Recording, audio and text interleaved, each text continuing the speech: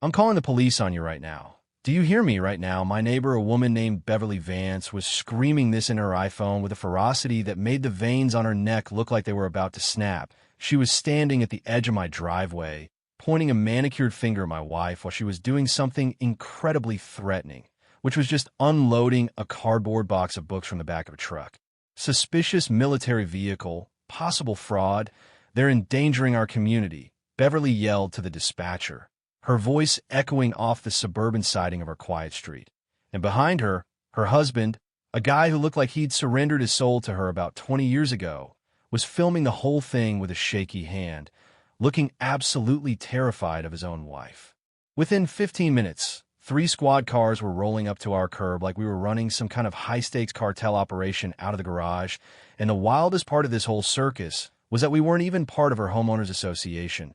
We'd never signed the papers. We weren't in the club, but Beverly didn't care about jurisdiction. She cared about power, and she'd brought the police to a property she didn't control because we didn't fit her aesthetic.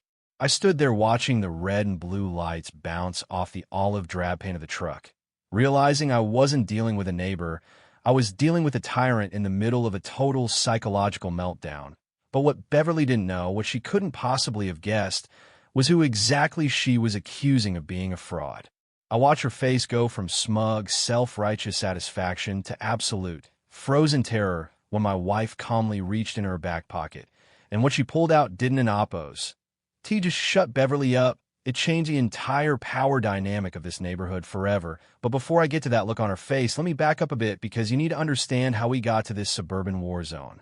My name is Mark, and for the last 2 years, my marriage has basically been a series of pixelated FaceTime calls, I love yous whispered through bad Wi-Fi, and a constant low-level knot of anxiety sitting in the pit of my stomach. My wife, Sarah, had been deployed overseas, and that's 730 days of waking up alone in a house that felt too big. So when I finally got the call that she was coming home for good, rotating back to a desk job at the regional command center, I went into a total frenzy. I bought us this house, a beautiful colonial on a quiet loop called Willow Creek, because I wanted everything to be perfect for her return. I spent days scrubbing floors, landscaping the yard until my hands bled, even hanging a massive welcome home banner across the porch because I wanted her to step onto that driveway and finally feel peace. I wanted her to feel safe, but I didn't and oppose. To account for Beverly Vance, who lived 3 doors down in a house that looked like it was curated for a magazine that absolutely nobody reads. She was the self-appointed queen bee of Willow Creek, the kind of woman who would measure your grass with a literal ruler and leave a passive-aggressive note if your trash bin was out 5 minutes past the pickup window. I'd seen her lurking behind her blinds before, but I figured if I just kept my head down, she'd leave us alone, which was incredibly naive of me because the day Sarah arrived, the air was crisp, the sun was shining, and then I heard the deep, guttural rumble of a heavy diesel engine. I looked out the window and saw it. A massive surplus military transport truck turning the corner. Sarah had borrowed it from a friend of the base to move her heavier gear and some vintage furniture she'd been storing. And it was loud, it was olive green, and it stood out against the beige sedans of our neighborhood like a tank in a flower garden. Sarah hopped out of the cab, and at 38, she looked incredible. Her uniform was crisp, her hair was pulled back tight, and she moved with that efficient, dangerous grace that the military drills into you. She saw me, she smiled, and for 1 second, the world was perfect. Then the door 3 houses down slammed open, and Beverly Vance marched out. She wasn't oppos. T walking.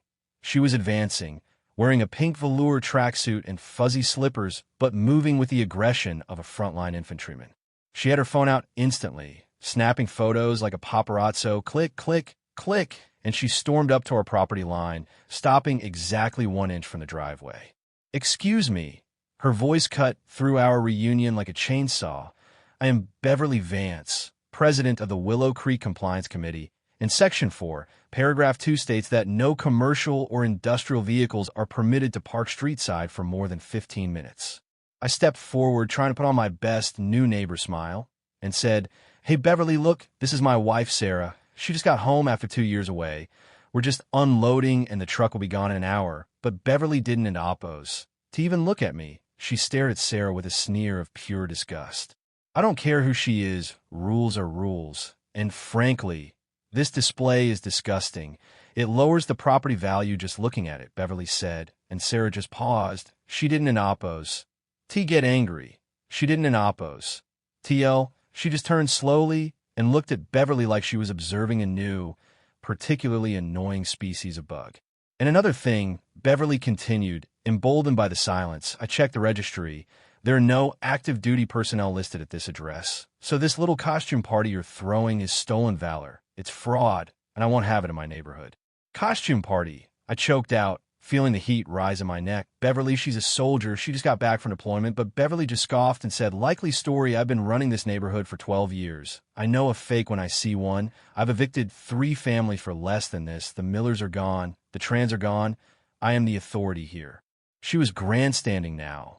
Neighbors were peeking out from behind curtains, and Beverly was performing for her invisible audience, trying to establish dominance over the new blood. Sarah finally spoke, and her voice was calm, low, and terrifyingly steady. She asked, "Ma'am, you seem very concerned with authority. Do you even know what real authority looks like?" Beverly laughed, a high, shrill sound, and said, "Honey, I have the county code enforcement on speed dial. I am the authority, and right now I'm calling the police. We'll see how military you are when real officers show up." She dialed 911 right there, putting it on speaker, so we could hear her report suspicious persons and a military threat, and Sarah didn't oppose. T stop her. She just reached in her pocket, snapped a single photo of Beverly screaming, and whispered to me, "Evidence, Mark. In any conflict, you always secure the evidence first." 20 minutes later, the cavalry arrived, 2 cruisers led by a man I'd later learn was Chief Miller, a guy with gray hair and eyes that looked like he hadn't oppose. T slept well since the 1990s, and Beverly rushed them before they could even get out of their cars, shouting about how we were aggressive and impersonating soldiers. Chief Miller walked up to us, hand resting on his belt, looked at the truck, and then looked at Sarah, asking if she could explain the vehicle, and Sarah said, "It's a transport for my gear. Chief, I'm just unloading." Beverly interjected, screaming from the sidewalk, "Check her ID, make her prove it. She's a fraud." And Chief Miller sighed, asking Sarah for some identification. This was the moment, the climax of Beverly's little play, and Sarah nodded, reached in her back pocket with slow, deliberate movements, and pulled out her military ID. She held it up, catching the sunlight, and the car didn't oppose. T just say she was in the Army. It identified her rank as Colonel Sarah Reed. For anyone who doesn't oppose, T know military structure. A colonel is a very big deal. It means you run regiments, you answer to generals, you're the person people look to when the world is falling apart. Chief Miller looked at the card, his eyes went wide, and he looked at Sarah again, really looking at her this time, noticing the specific patches on her uniform and the way she stood, and his demeanor changed instantly. He straightened up, his heels clicked together, and he snapped a crisp, perfect salute, and the younger officer behind him frantically did the same. "Colonel," Chief Miller said, his voice filled with genuine respect, "my apologies and welcome home." Beverly, standing 10 feet away, literally stopped breathing. I watched her brain try to process the information as she realized she'd just called the cops on a high-ranking officer and accused her of being a fraud. "Officers," Sarah said, returning the salute casually, "no harm done. But this neighbor seems to be confused about the laws regarding private property," and Chief Miller turned to Beverly, the warmth gone from his face. "Mrs. Vance, did you knowingly file a false report regarding stolen valor?" he asked, and Beverly started stammering, backing away, saying she just thought. But Miller stepped closer and said, "Let me make this clear. If I get another call like this, I'm charging you with misuse of emergency services. Do you understand?" Beverly nodded frantically, looking like she was going to be sick, and ran back in her house. But for the next 3 days, it was quiet, way too quiet, and I could see her silhouette in her window at all hours, watching us. On the 4th day, the counterattack began, and it wasn't an oppose, a frontal assault. It was bureaucratic guerrilla warfare. I came home to find 5 notices taped to our front door for things like excessive noise during Sarah's morning run, unauthorized vehicle placement, and even unapproved signage for our "Welcome home" banner. I did the math, and it was over $400 in fines in one day. Then it escalated to improper blind color, porch light luminosity, and even pet noise, even though we don an Oppos, to even have a dog. Beverly was using the HOA bylaws like a weapon, and even though we wearing and Oppos, technically in the HOA, she was using city ordinances and community standard clauses to find us through a loophole in the property deed. It was a nightmare. She started stalking us, taking flash photos of our windows at 2 a.m., and she even started a neighborhood email chain claiming Sarah was unstable and hoarding weapons, poisoning the well, so that neighbors I had in Oppos, even met yet would cross the street to avoid us. I was breaking. I'm an accountant. I don an Oppos. Deal with conflict well. And after 2 weeks of this, I told Sarah maybe we should just move, that it was an Oppos. Worth it. But Sarah just looked at me in the mirror while she was brushing her hair and said, "Mark, I have negotiated with warlords and managed logistics in combat zones. I'm not going to be run out of my own home by a woman in fuzzy slippers. We do what we do in the military. We gather intel, we find the weakness, and then we strike," she said, opening her laptop and creating a folder called Operation Willow Piece. For the next week, Sarah became a ghost, observing Beverly's routine and documenting everything. She saw Beverly's car parked illegally by a fire hydrant, her dog defecating on lawns without cleanup, and her own hedges being over the regulation height. But then she found the end quote. Nuke, end quote. She dug into the HOA financials, which are public record if you know where to look, and found that the HOA was paying $50,000 a year to a landscaping company owned by Beverly's husband, Gary. She wasn't an Oppos, just a Karen. She was an embezzler, using the fine she collected to line her own pockets, and Sarah knew we had to destroy her credibility publicly. Beverly called an emergency HOA meeting to try and authorize legal funds to place a lien on our home, and the community center was packed with 30 nervous neighbors. Beverly stood at the front with a projector, calling us a, quote, cancer, end quote, and claiming she'd never felt so unsafe. But then Sarah stood up, used that command tone that makes everyone want to stand at attention, and asked for 5 minutes of rebuttal. She plugged in a USB drive, and the screen filled with video of Beverly dragging her own trash bags into our bins at 4 a.m., photos of her car blocking hydrants, and video of Gary using the HOA's riding mower on their private backyard. Then Sarah pulled up the spreadsheet, highlighting the payments to Gary's company and the $30,000 in fines sitting in an account under Beverly's personal name. The room exploded.